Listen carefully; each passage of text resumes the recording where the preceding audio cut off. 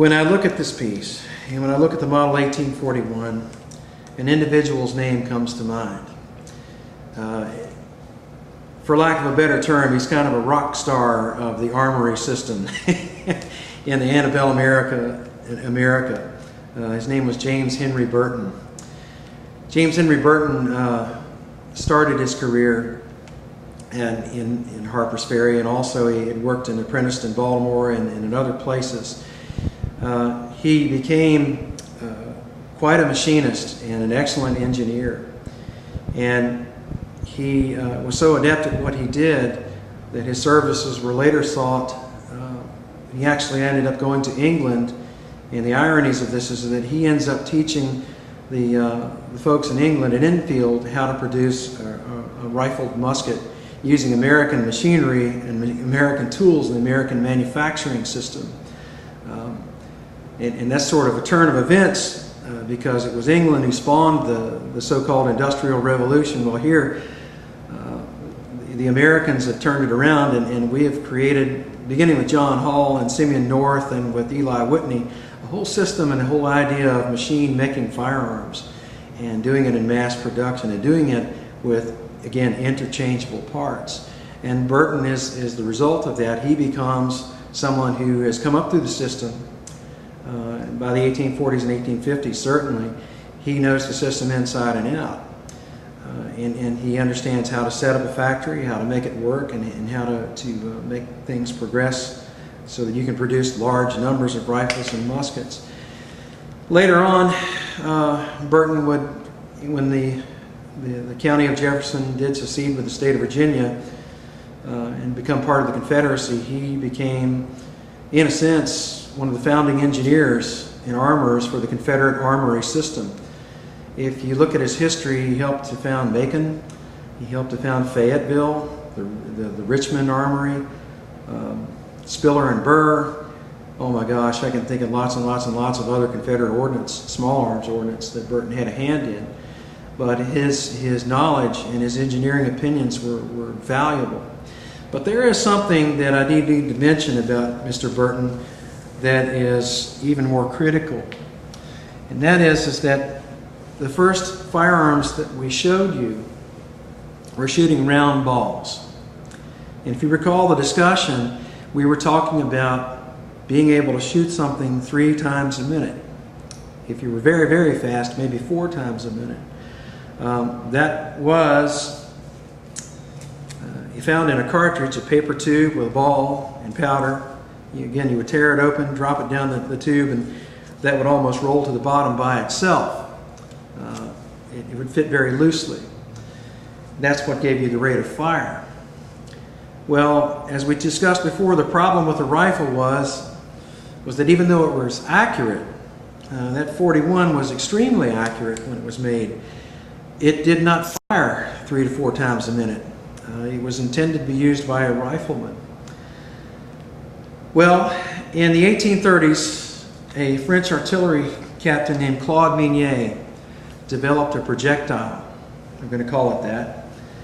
It was conical, like this, and in the back it was hollow. Mr. Minie's design had a little iron plug or a wooden plug in the back of it.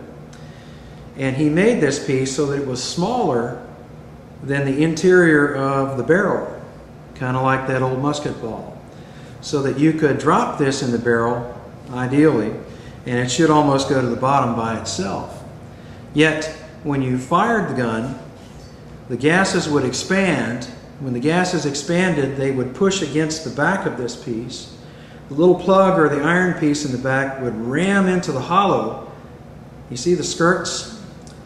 Would force them to jump out and grab the walls of the rifle and make it spin like that rifle ball. That became known as the Minie ball or the Minie ball later in time. And generically, sometimes these are called Minie balls in the Civil War era. The problem with Minie's original design was this. You know, when you load and fire a rifle multiple times with black powder, and that is what we are using. Black powder gets to be very dirty, and it fouls, or it throws dirt and grime in the grooves inside. So each time you go to fire this rifle, if you do not clean it, say every 2 or 3 shots, your bullet gets progressively slower and slower because it's dragging all that crap out of the barrel as it's trying to make its way out. Well, what did happen with the original Minie ball was that iron plug that was in the back was lighter than the heavy lead. So on the 5th or 6th firing of this, when it's good and dirty, let's say, this heavy lead ball is trying and struggling to get the dirt out and make its way up the barrel. The lighter piece of iron is not interested in waiting and penetrates the lead ball somewhere in the barrel. The iron piece goes flying out ahead of you, and then when you would go to load and fire this again, you would have a stuck ball. That was the problem encountered with the early Minie bullet. Well, the person that we talked about earlier, James Henry Burton, came up with an idea. He said, you know what?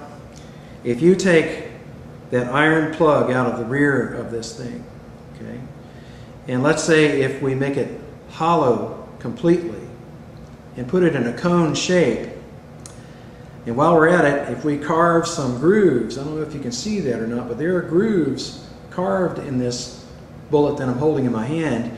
You can put grease around those grooves, which will make this slide down the barrel and come out a lot easier. And when the gun is fired and the gas expands, that gas will slam up against these hollow skirts and make them jump, grab the rifling, spin, and fire. And you don't need that plug. Why am I telling you this? I'm telling you this because this is a revolution.